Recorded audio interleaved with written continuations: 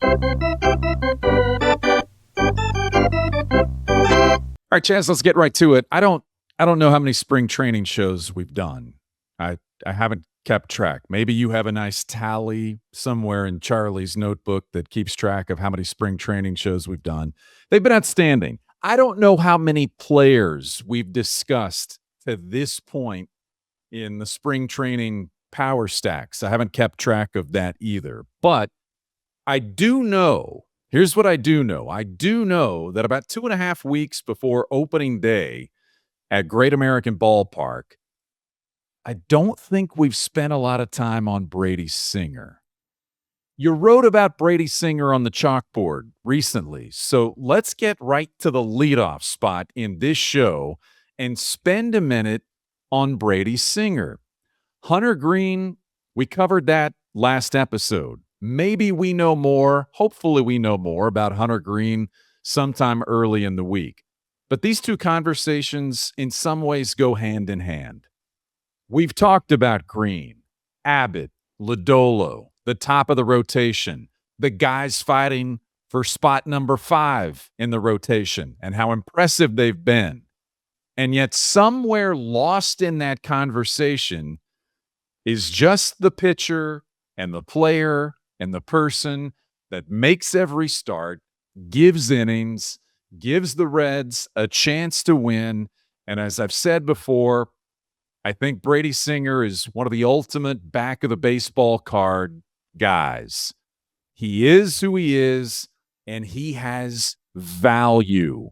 What about Brady Singer, his camp, and his increasing value to the Reds now that you know he's back? Because it wasn't a given that he would be back this year.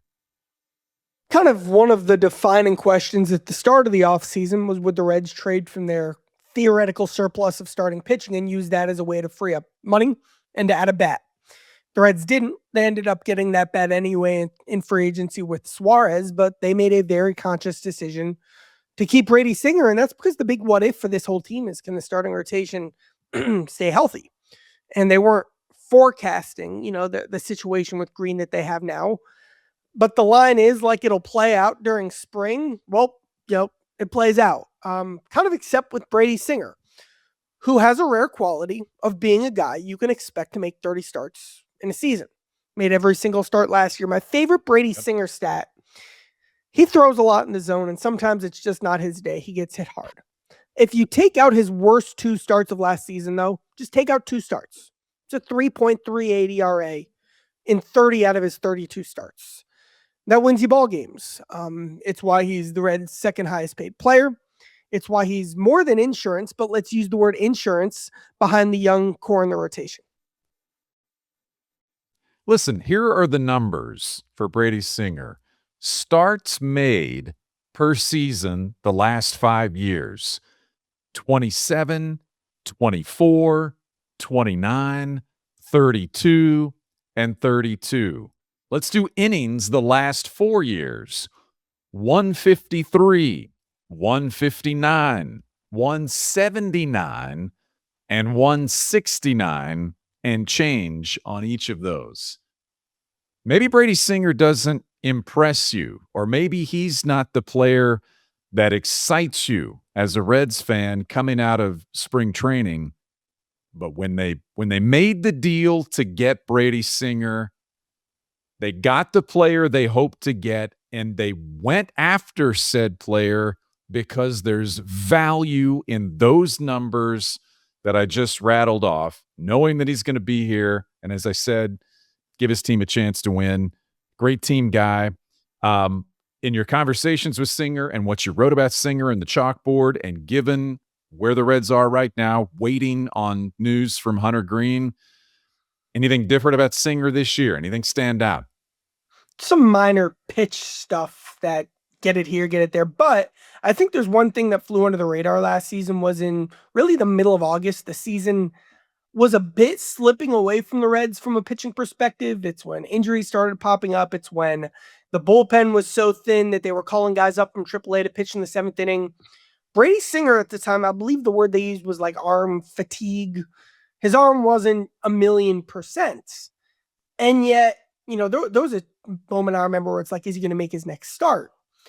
That, though, ended up being the start of a run where he carried the flag in the rotation for a few weeks. He truly led the rotation for a few weeks, and it was when his back was against the wall in the season. And that is a skill, and that's a skill that the other Reds pitchers just don't have yet, being able to turn, one extreme to the other. And it's, a big reason the Reds made sure to bring Brady back this season. He deserves it. He deserves the conversation. He is part of the depth that we've talked about with the Reds rotation. And given the camp that the Reds have had, given the expectations that the Reds have had, that depth can be, and they hope will be, huge. Before we move on, just to set the stage for this week, you expect news on Hunter Greene early in the week. Is that right? I believe Tuesday is supposed to be Hunter Greene Day, but there hasn't, not purposefully, but the Reds have decided there's going to be no more information about Hunter, at least until then. I will say, kind of a side door of information, is Andrew Abbott is the opening day starter. How it had been lined up was Hunter was a day ahead of Abbott. That gave them the flexibility. It kind of could be either or, because Hunter would be on 6 days rest for opening day, or really, 5 days rest. Abbott would be on 4. Now, this is just a normal turn through Abbott when he gets to opening day. But it could have been one or the other. But the sign that it isn't Hunter, of course, pushes him back a little bit. And then we'll see. It could be much longer than 4 days. It could not be how much longer Hunter gets pushed back. All right, we'll see how far that is. But that's where we start. Welcome to Power Stacks, proud members of the Growler Podcast Network. And let's just start with the fantastic news, the news that all of us, you, me, producer Kent, everyone at the Growler, that we're most excited about this week is Get Right Out. We have a presenting sponsor of Power Stacks for the entire season. It is Joseph Toyota of Cincinnati. Chaz, this is huge news, and we're here to celebrate that news and thank everyone at Joseph Toyota of Cincinnati for choosing to partner with us for the entire Reds 2026 campaign. My biggest takeaway from spring training as a whole, it's not, Ellie or McLain or anything like that. It's just the reminder that people love the Reds, and there's a community and a passion and a fire that the city has, for baseball's oldest professional franchise. And I've especially felt that this spring more than I have in a while. And just this addition to our Power Stacks community is another example of kind of the love to go around. We're close. We're close to baseball season and Cincinnati being back, and that means long innings, big swings, a whole lot of hope riding on every pitch. Around here, that Cincinnati community that you talked about, Reds country, we know that rhythm. Some nights are a grind, some nights are fireworks, but the teams that win are the ones with the right lineup and the right people in the dugout. And that's exactly how the team at Joseph Toyota of Cincinnati approaches things. No rebuilding year, no waiting for next season, just a roster of experienced pros who know their positions, and they show up ready to perform every single day. So whether you're stepping up to the plate for a new Toyota, which I would recommend, if you're looking to trade in your current ride, or just exploring your options, Joseph Toyota has a lineup built to deliver. It's the right people in the right roles. They make sure every customer gets an all-star experience. So while you're listening to Power Stacks and keeping score with the Reds, remember there's a hometown team working just as hard off the field. It's Joseph Toyota, a championship lineup, ready when you are, and partners with Power Stacks, and we appreciate that. So you watch on YouTube, you'll see the Joseph Toyota logo. You'll hear their name throughout the show as we continue to cover this season and the start of this Reds campaign. Let's get right into Charlie's notebook. And for the notebook this week, this is the player poll show. And I love that you do this. I love that you write this. And I love how it comes together. So the player poll show is what? You've done it with Bengals. You've done it with Reds. But tell us exactly how it comes about, what the criteria is, and how you arrived at the names and the results and the numbers that we're going to talk about today. So first of all, I learned something doing this, and I won't share which player it was, but a player came up to me and he said, polls are technically anonymous, so this poll might not be the right noun here to use. And I said, I did not know that. Thank you. I always like learning something.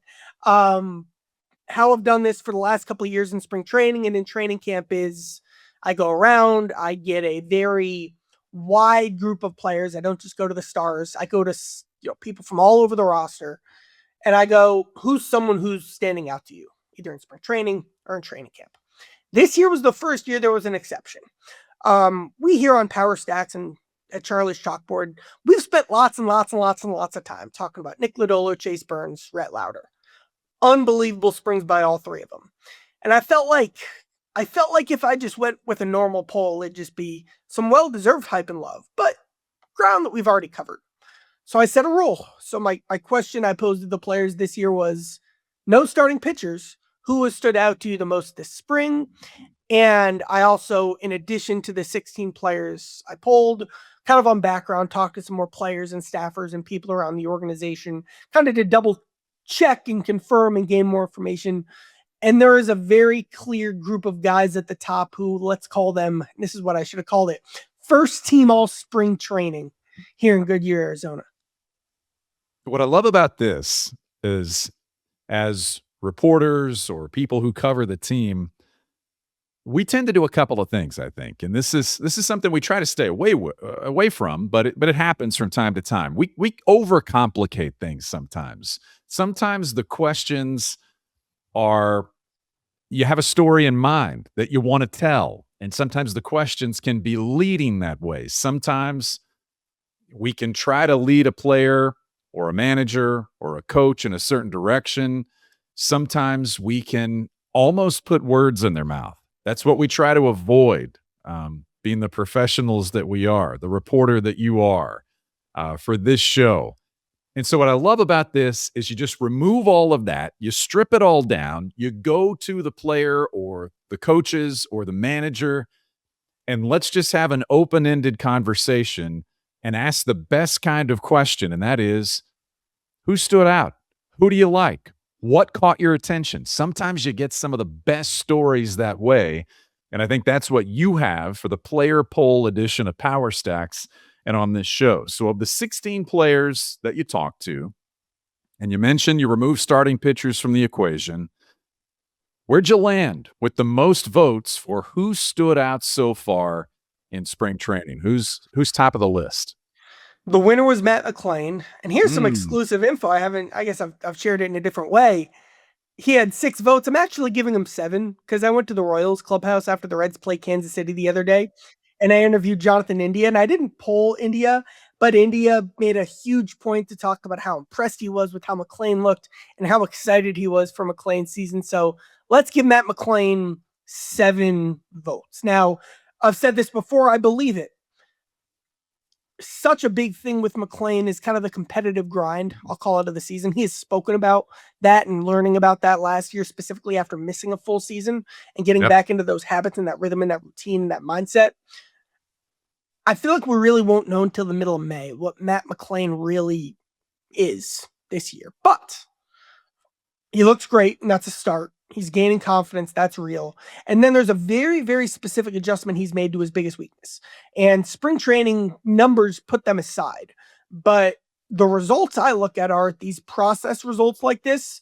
And I am encouraged by the fact that when you look at the biggest technical reason for his downfall to plate in 2025, it's gotten a lot better. And it's something that people noticed right at the start of camp. And it's something that I was at the road game today, but it carried through the home game of the split squad game today. He did it again. And it's now a consistent theme that McLain has gotten better at something. And that's real. Let's do the nuts and bolts first. The shoulder surgery is what we most often revisited last year when McLain struggled for a good part of the season and didn't look to be the same player he was pre-surgery. So you're another year removed from the shoulder surgery, but also in the offseason, as soon as we all saw him at Reds Fest, You noticed right away. Physically, he looked a little bit different. What did the offseason do for him physically? What was he trying to do, and where is he now with that? So he gained, I think, 12, 15 pounds. He's a lot stronger. Here's the best line I've heard about McLain all spring.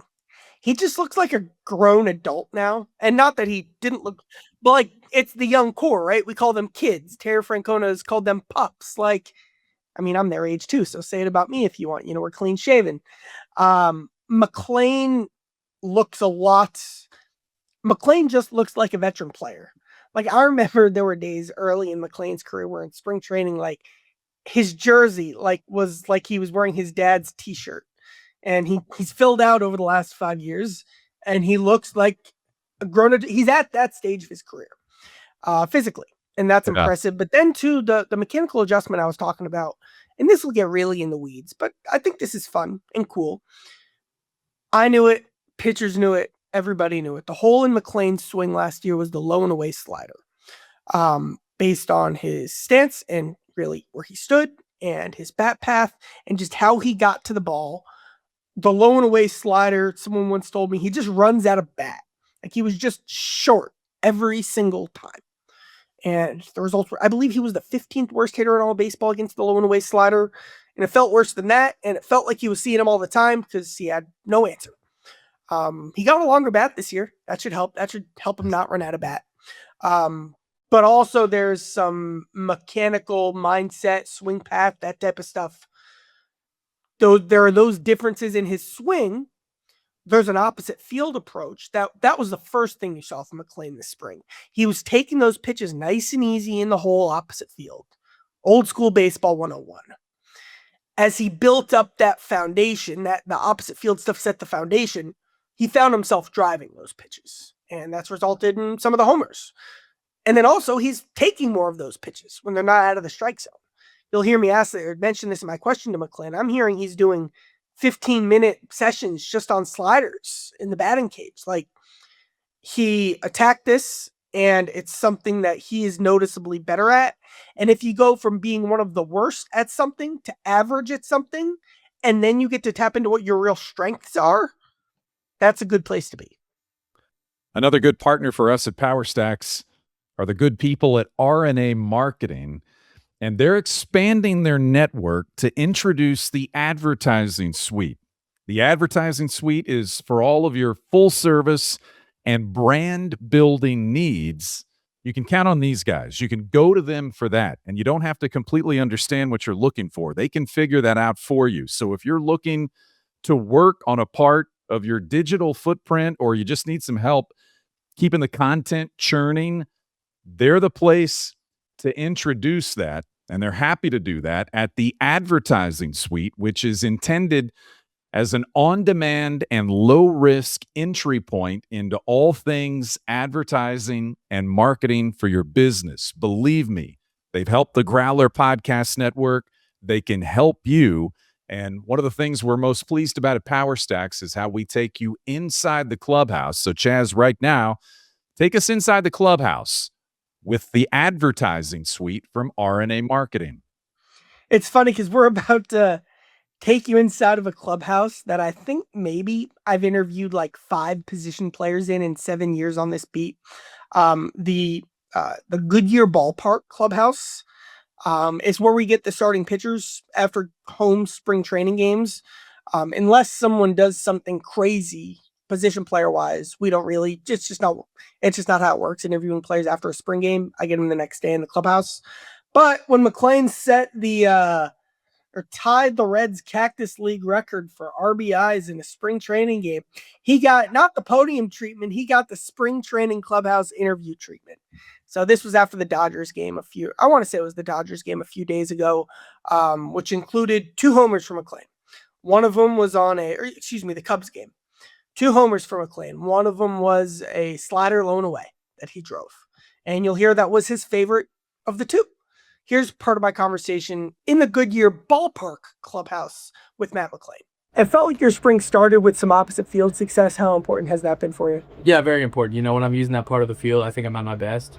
So continuing to work on that, and practicing up to the day and carrying it over into the games. Just what's your confidence level at right now? Good. Same guy. Yeah. It's good. How big has it been? I've been told sliders have been a big point for you. You homer off a slider today. How important is it to drive those sliders? Yeah, for sure. Swinging at the right ones, I think, is most important. Being able to get the one out, but leave the one down and away. I was told you're spending 15 minutes some days working on sliders. Is that true? I've always kind of worked on sliders. Okay. I like to hit the fastball, so being able to work on sliders and swing at the right ones is obviously the most important thing. When you swing at the right ones, you're going to hit them. He wasn't swinging at the right ones last year. He wasn't hitting them last year. I mentioned again today, against I don't even know who they played at home today, the Diamondbacks or something. I was in Peoria. They played the Diamondbacks at home. He just took some of those low and away sliders. I'll end here. Here's Reds reliever, a new guy on the team, on Matt McLain. Reds reliever Brock Burke on McLain. Yeah. McLain has some juice for a little guy. I wasn't expecting that. I saw him on the golf course. Then he swung. He kind of said, pretty good swing, powerful swing. I wondered if he hits a baseball like that. He does, Burke said. And that was probably my favorite quote of this poll. Nice perspective by Brock Burke on an undersized Matt McLain with some power, who's also kind of taking what the game gives him opposite field when he needs to. We'll remind ourselves of this constantly, that spring training is just spring training. And everyone in spring training gets that. You can have a great spring training and not make the team. You can have a terrible spring training and be exactly where you want to be to start the season. But watching Matt McLain in spring, watching the swing, hearing the consistent contact, man, it sounds good coming off the bat. All the things we've talked about with him physically, or the adjustments he's made in covering more of the plate, as you just talked about, all that sets up to really just feed into the player that Terry Francona so often last season. It was almost like he was always reminding himself of what he believed to be in there with Matt McLain. And you don't know until the season starts, but all that seems to be trending in the right direction. So that trip inside the clubhouse brought to you by the advertising suite from RNA Marketing. A lot of businesses, almost all businesses, have a website. It might look good, doesn't necessarily work for them the way they would like it to. The advertising suite can change that. It's about performance, and it's not a startup. This is the culmination of RNA Marketing's long-standing history of results in this area, but now it's organized into a specific high-powered suite of services. It's the advertisingsuite.com. Go there, check it out to see how they can help you, the advertisingsuite.com. Next up on the list in the player poll is Chaz. Who is it? JJ Bleday, and he got 5 number 2 votes. is Bleday. Bleday got 5 votes, but you know what? Let's throw in the quote. I didn't give Terry Francona a vote just because that's not really his style to pick a favorite player. He likes to spread the love. But you throw in a quote from this morning of just how much Francona heaped praise onto Bleday. I'll spiritually give a 6 vote onto JJ Bleday. Here's where I'm at. So we're gonna talk about Bleday and plays Bleday, and that's gonna be the point of this segment. But I went through opening day lineups in recent years, and I saw Brandon Drury, I saw Will Benson, his first year with the Reds, CES in 24, Austin Hayes last year. Literally every spring, like in this week, I wrote a story about that guy in that year, about how they're coming on, they're going to play a big role, and then they ended up hitting in the middle third of the lineup for the Reds on opening day. Bleday is having that spring. If this were any one of those years, he would be in the middle third of the Reds lineup on opening day. Yeah. And it's a testament to the depth they have, and the depth we talked about, that he's competing for a roster spot, still just competing for a spot. I'll say this too, and this is something I've alluded to, and this is something I'm going to want to take a deeper dive into over the next week. Like, things never get real during spring training, but let's see if they start finalizing decisions, just confirming things. If it were just an open tryout, JJ Bleday is beating Noelvi Marte. Now, it's not an open tryout. Noelvi, at the start of spring training, Terry said, we want him to be our right fielder. Aside from Elliott, I think he is the most pure talent, even more than Matt McLain. When you look at this power and speed and just the pure hit tool, probably is the highest upside on the team. He saved the Reds season, not just the catch, saved the Reds offensively in August, but Marte just hasn't looked smooth and comfortable. And he's looked like a guy taking his time, working on stuff in spring. I'm ready to see Marte kind of hit that next gear. And then defensively, it's not been what I want to see. I'll just say, for a team that wants to win with pitching and defense, he missed another play today. I still in my lineup right now have Noelvi Marte as the Reds right fielder. Again, I'm going to check, confirm, circle back. Don't read too much into spring training. I get it. But all right, now I wanted to get that off my chest. JJ Bleday is now playing him just even for spring training's sake. Here's my line on Bleday, former top 5 pick. I see it. I get it. I understand. Like, it's there. From a consistency perspective, from a swing and miss perspective, and then making sure the athleticism sustains, that'll be the story of his season. I think the high end of expectations would be even him getting close to where he was in 2024, but maybe he takes that huge leap. But overall, so far, again, I see it and the Reds see it too. And Bleday feels it. He came up with a very specific plan, really dating, and we talked about this on the New Guys show, but the A's sent him down in the summer. They call him up on August 1st. The break, the relief in AAA, and the reset, call up August 1st, played well the last 2 months of the season in the big leagues, truly well in MLB.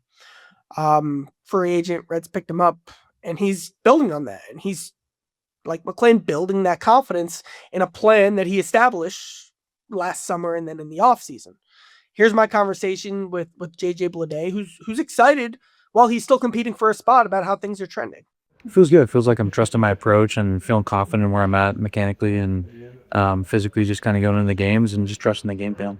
Where do you feel like it started? Kind of, what was the foundation for just how you've been playing? Yeah, I think just in the off season, I just wanted to do my best to learn from my mistakes from last season. And again, we've talked about it so many times, it's just like being athletic and being fluid. And I feel like the fluidity has helped me, execute and hit the ball hard and put it in play.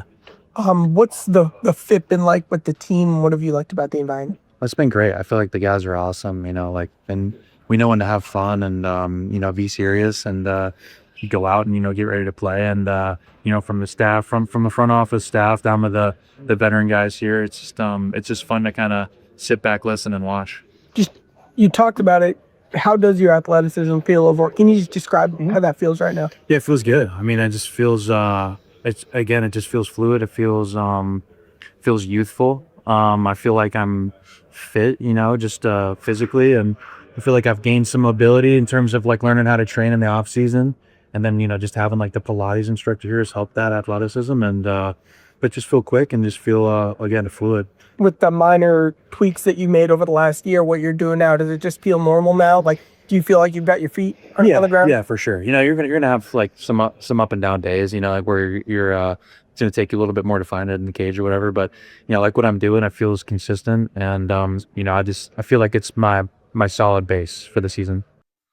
He's more athletic than he was last year. He's more powerful. His swing path and mechanics are more consistent. There are some parts of his game we just won't know until the season starts. Like his whiff and his chase were bad last year. We just won't know. Now his quality of contact was terrible, like terrible. I feel pretty good just seeing him. That'll be a lot better with the plan he has in place. But then like last year, he was awful against changeups, and it's not like he's getting game plan now with a bunch of changeups. Like there are things that we'll just need to see and learn on the fly. But here's what Terry Francona said about it, and I think he said it well. He has a pretty swing. When he hits it, it jumps. He's been a good defender. He's been really good. It's the type of bounce back, prove it year that we've seen work as a model for the Reds. Still competing for a roster spot. I see him competing with Nathaniel Lowe and maybe Reese Hines and Blake Dunn for the final spot on the roster. But Bleday's doing his part in spring, and will it be a conversation in right field in a couple weeks? Who knows? Whatever. But Bleday has found a very good fit. Let me ask you this. And I sensed a little bit in the brief time that I was in camp, but let me ask you, do you have any sense of, as we weigh what happens in spring training and how much weight you assign to it or how much concern or level you assign to it, when you watch Noelvi Marte have a little bit of a hard time defensively, is that raising any eyebrows? Everyone was very confident last year as he made that move to the outfield and as he worked. You knew there would be some tough plays and some tough times, and there were a few last year, but you expect coming into this season, he's got an entire spring training. He's had a little bit of the off season. 2.5 weeks before opening day, anybody scratching their head defensively about Marte, or is that going to take care of itself? I don't want to speak for people. I'm scratching my head a bit defensively. Not that he won't figure it out, but I think he should be farther along for this point of spring. I'm also, I write the headlines, I guess. I'm not trying to start any headlines is what I'm trying to say. I'm not writing any headlines about this. I am going to ask Terry Francona just tomorrow, what have the conversations been like with Marte about what you want to see from him this spring? How much does it matter? My line on this, and I've run this by not a lot, but it's a line I like to use in spring, and the Reds have said, hey, good line. There are two things that matter every spring training, and it's your job to figure out what those two things are. That's a Charlie Goldsmith quote right there. I like that one. We see stories of this Alexis Diaz. The spring was a harbinger of what was to come. We see the positive version of that too, like 2024 Tony Santillan in spring training, like the best spring training of all time, was a harbinger of what was to come with Tony. But there are other spring trainings we just forget and don't matter. What is Marte? Do a poll and you'll probably get different opinions. I'm ready to see a bit more, but it's also not risen to the point yet where I'm saying, what are the Reds going to do in right field? I want to see how it plays out over the next week. And while I'll ask, specifically the tell will be, do any decisions back that up? For example, do they roll out a starting 9 with someone else in right? Right. They start giving Benson and Bleday more time in right and not left. They haven't gotten to that point yet.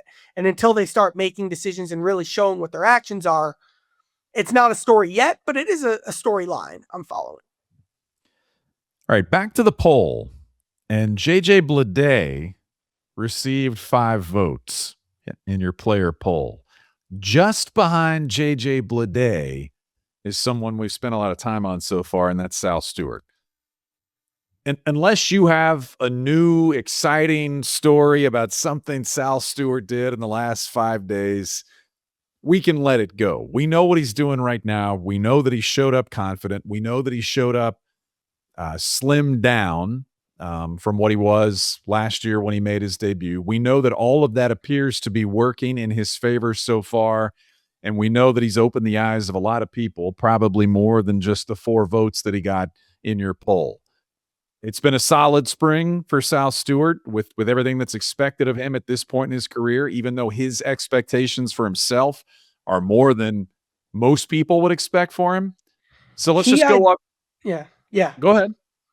He, I'd say, got the most votes from the new guys who didn't know. Right.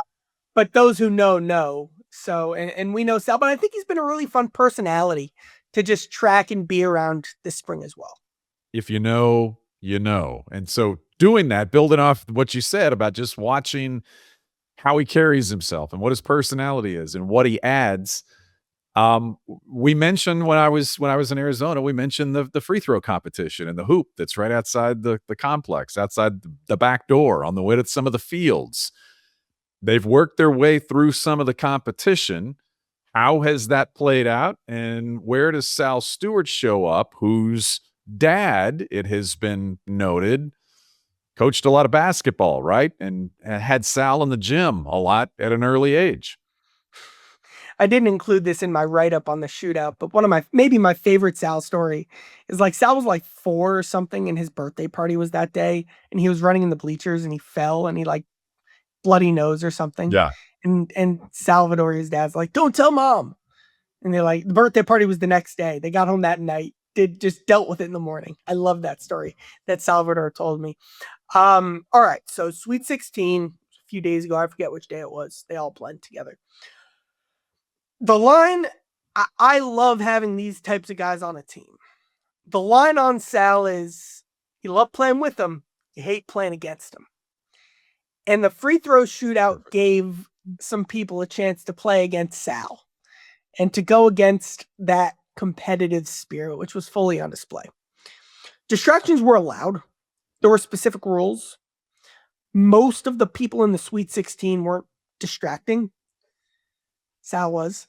So up in your face. What do you got? Let's go. He'd have a ball and he'd like pretend to throw it. First round, Sweet 16, he advanced to the Sweet 16.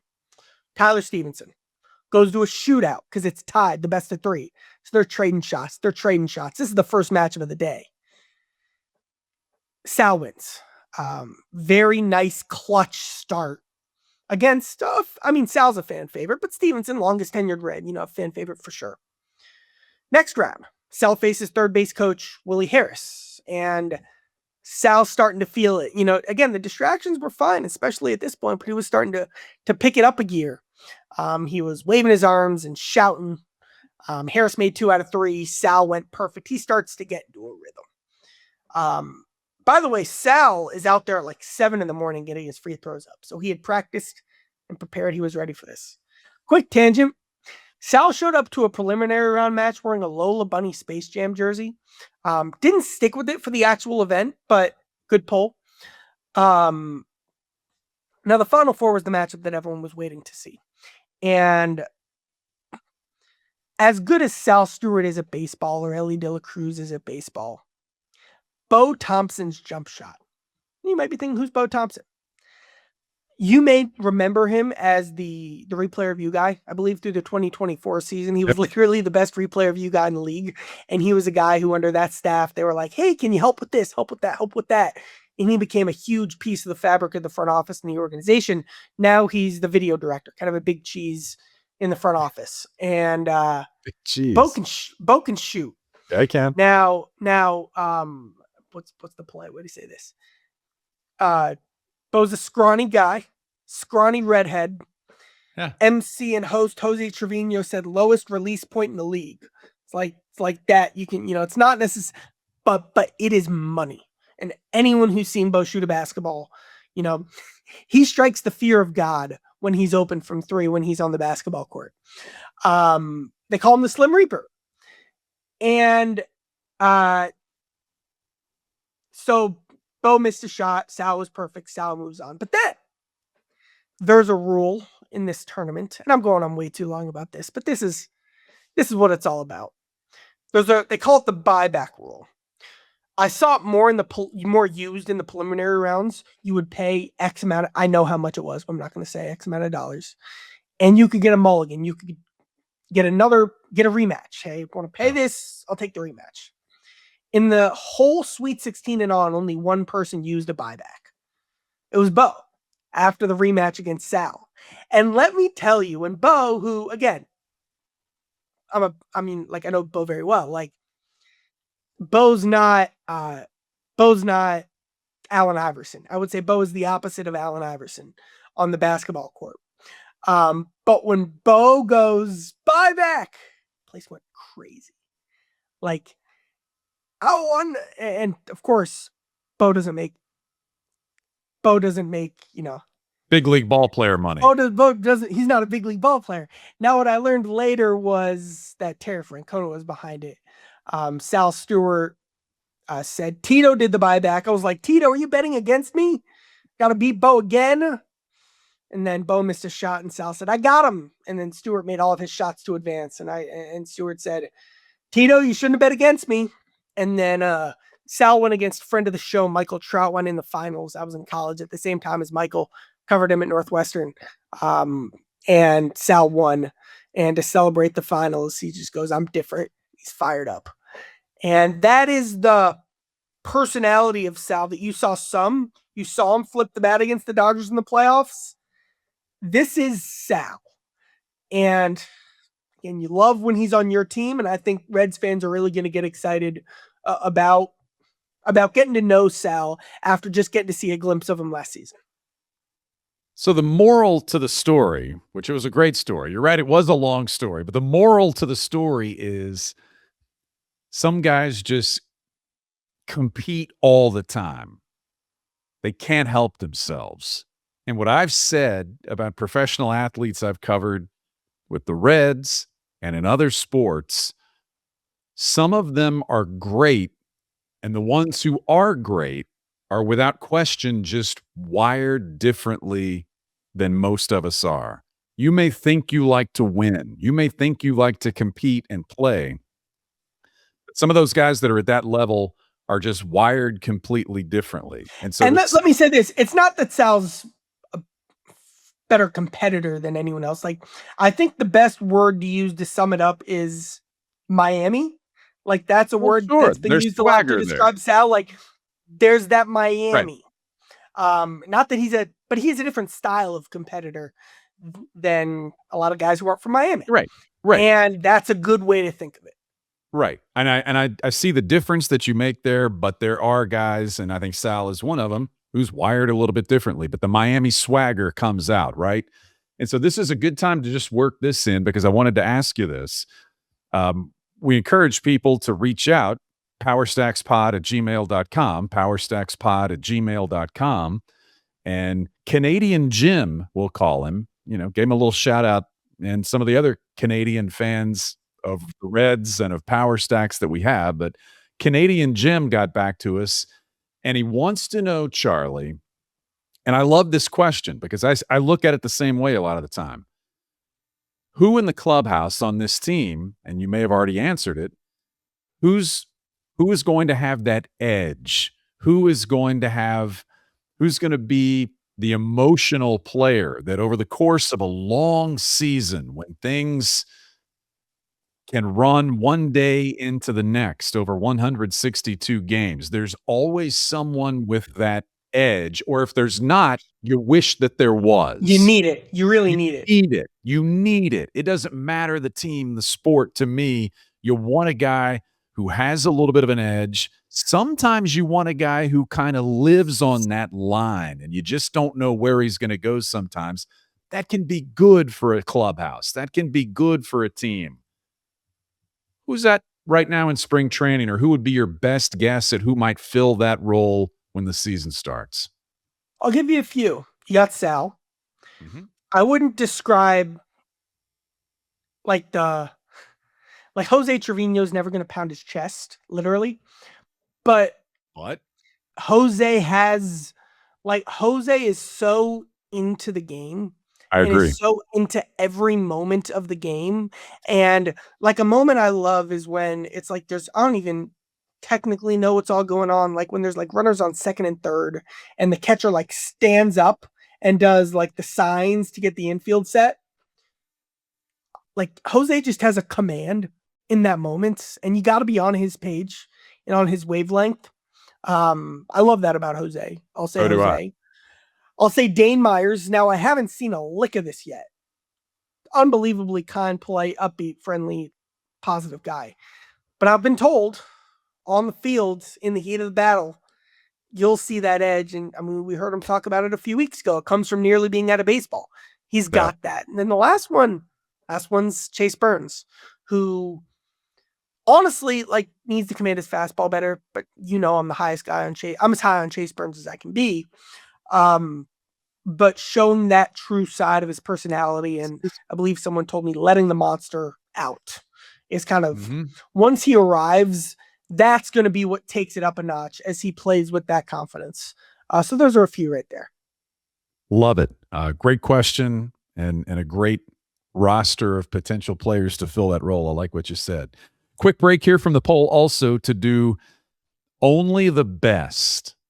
Only the best, presented by Joseph Toyota of Cincinnati. Chaz, I've been asking you this for a few shows now. What's the best thing you saw since we did the last show? Today I went to Peoria to see the Reds play the Padres, and I believe it was the 6th inning. Technically, it wasn't good, and then the 8th inning ended up being terrible. But the 6th inning, well, wait for me, hang with me. Zach Maxwell's competing for a job. Zach Maxwell was on the mound pitching. It's a split squad game. The Reds have catching, I believe he's still 20, Alfredo Duno, who, unbelievable bat, working on his defense.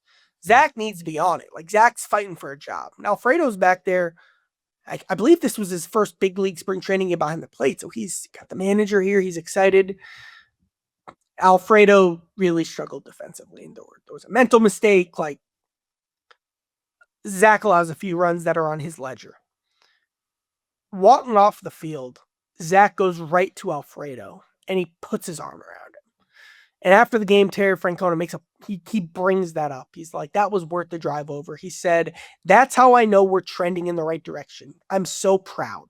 Wow. And that was really cool because, how many times do we see guys get swept up in kind of roster competitions and lose sight of the big picture, which is you want this team and this team culture. And I mean, Alfredo had to have been devastated. I mean, this was a chance to make an impression in front of Terry Francona. And Alfredo can really hit. I'm sure in his mind, he's thinking, I'm going to be in the big leagues soon. They all think like that when they're that talented. And then for it to not go your way, but then the guy who technically you let down the most picks you up like that, I learned something from that. I learned something from Zach Maxwell in that moment. It's a great story.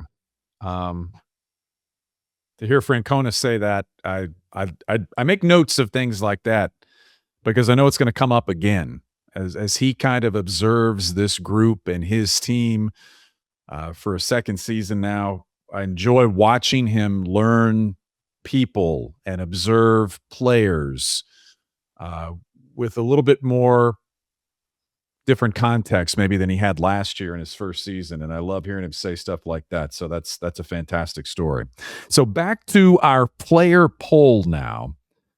And to recount where we've been, Matt McLain, JJ Bleday, Sal Stewart. We get those names. We know those names.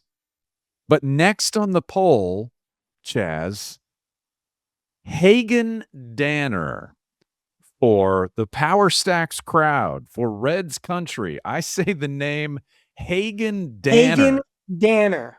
Who is Hagen Danner and how did he make it in the poll?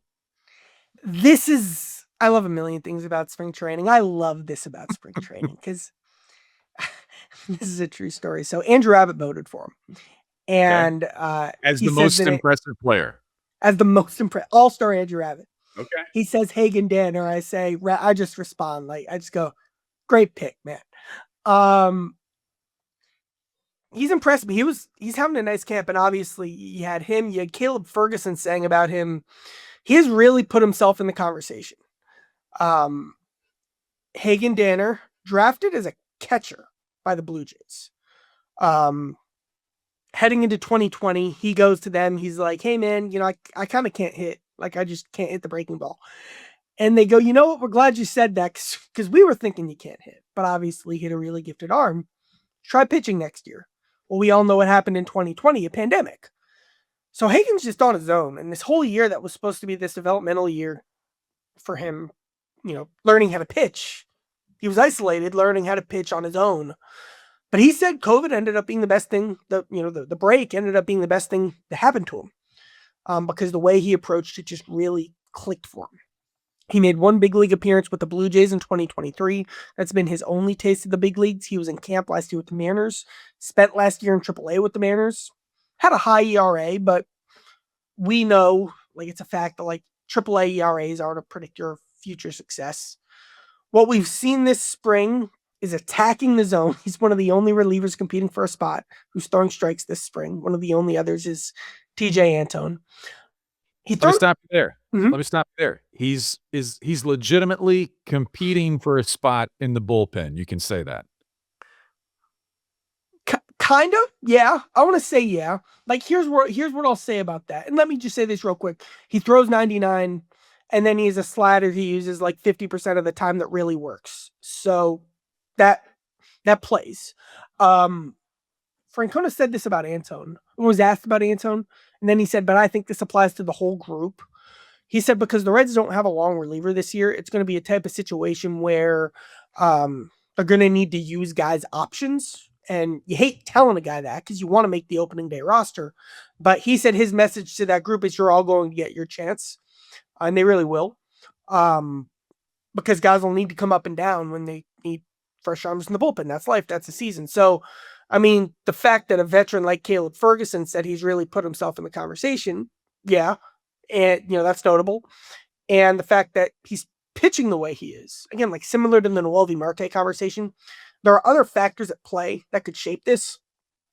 But if it were just a tryout, like Hagen Danner would have an edge over Luis May right now. Like guys like, you get what I'm saying. Yeah. He's pitching better. But then options and 40-man roster, that all ends up playing a significant factor. So we'll see how it goes. But Hagen, kind of like Ian Jabot last season. I know that didn't go well on opening day, but like kind of like Ian Jabot was the guy who unexpectedly popped and has put himself in a chance in a spot to help and not get the save on opening day. But Jabot was helpful until he got hurt last year. So for a guy who again has pitched in one big league game, it's a heck of a story, and it's more than just like TJ Antone, more than a feel good story. It's a guy who's turning some heads. Good to know. File the name away. And then it's a perfect segue into the last name on the list for your player poll. Because if there is a feel-good story, this is it.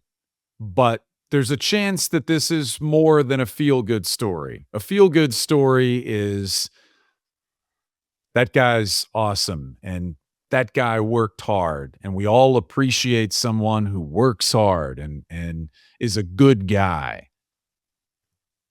Can TJ Antone be more than a feel-good story? TJ Antone checks in your player poll with a couple of votes of people saying TJ Antone has stood out to me. Can he be more than a feel-good story? He's getting praise behind the scenes as well. Before I really dive into him, I want to circle back to what I just said about Francona. Like that was with the question about Antone. Like, will he make the opening day roster? If it were just an open competition and there were no other factors, like he is looking better than some of the guys he's competing against. But this is just life. This is just the business. And I get it. Like, of course it makes sense that guys with options and without options and guys who are on the 40-man roster versus guys who aren't the 40-man roster and guys like Antone who can just go to AAA as a minor leaguer, that factors into decisions. But as Francona said, his message to these guys is, we need all of you. And whether or not Antone would be able to be included in that group, if you asked me that a couple months ago, it just comes down to health. Antone is hitting 95 plus, and the numbers show he is getting real significant in-zone whiff. So his pitches are spinning so well against some good hitters that he's faced that they're whiffing, which is a sign that your stuff is in a nice spot. And the fact that he has that, like, I mean, it's an analytical error. Like, when you have the stuff that plays, that puts you in a conversation. That gives you a chance. He has one walk this spring. He's throwing strikes. They need more guys throwing strikes. And then the physical stuff. He's recovering well. His elbow feels good. Like, he's in a good place. Not that he's going to make the team, but maybe he will. Not that he's going to be this team's seventh inning guy. Like, to be here at this point over or after your third Tommy John surgery is like a 95th percent outcome. And he has a chance to make it 6, 7, 8, 9, 100, with a real chance to impact the Reds at some point this season. Again, the stuff plays and stuff matters, and he has stuff, and he's throwing the ball well, which you can't say about a lot of the Reds relievers in this camp. And so that led to Danner and Antone being the two guys in the bullpen that people are talking about. He looks fantastic. And I don't just mean in game, just walking around. If he gets off the bus in his workout shirt, he's in phenomenal shape. You know that he is a bright light when he walks into the room. That's a factor. It matters, but he looks good. I know that he feels good. Everyone that's followed his story for every step of the way, it's an unbelievable story. Yes, there's a book. Will the final chapter of that book be the ultimate comeback story and the ultimate odds-beating story? We don't know yet, but I'm interested enough, and from a personal and a baseball standpoint, intrigued enough to follow that one to the end. And TJ Antone has been outstanding. Let me add one more thing, kind of what I was just saying right there. Like, if you have asked me in January who would be doing well on this poll, my expectation was that one or two of Phillips, Maxwell, May, Richardson would just show up and look like a close to setup ready piece. I think Phillips is in a solid spot to make the team just because he does have kind of the skins on the wall from how he was unbelievable in September. But overall, that group kind of hasn't risen in the way you were hoping. They also have Kyle Nicholas now. You know, they went out and added a guy like that. But also, he's a guy with great stuff who needs to throw more strikes. So he kind of is another one of these guys. That Similar to Marte's. Again, not something I'm writing headlines about right now, but something I'd like to see be better over the last 2 weeks of spring, because I like the veterans in this bullpen. I think it could really benefit from a splash more upside, and the rookies are the ones with upside. So those are guys who, and again, maybe it's opening day, maybe it's not, but at some point over the season, they'll need people from that group to rise, or a guy like Antone and Danner will get a shot, and we'll see what happens. But at the very least, Antone and Danner really do deserve credit for where they're at right now. I like that. You said you're not writing headlines about that right now. I'm curious, and the Stacks audience will be curious to see what headline you write about Hunter Greene early this week Me too. Goodyear, Arizona. We're all curious. People ask me about it everywhere I go, so stay tuned for that. Go online, sign up for Charlie's Chalkboard. That's the easiest way to get all of this in between shows, and then by the next time we do Power Stacks, news on Hunter Greene, hopefully, to talk about. Hopefully it's good news for him and the Reds, and we'll go from there. As far as this show, great news. Our thanks to our presenting sponsor for the entire year, Joseph Toyota of Cincinnati, the good folks at RNA Marketing as well. Chaz, thanks to you for the good work. The player poll was outstanding, and thanks to producer Kent. Power Stacks is off and running. We'll see you next time. Thanks for listening and watching Power Stacks.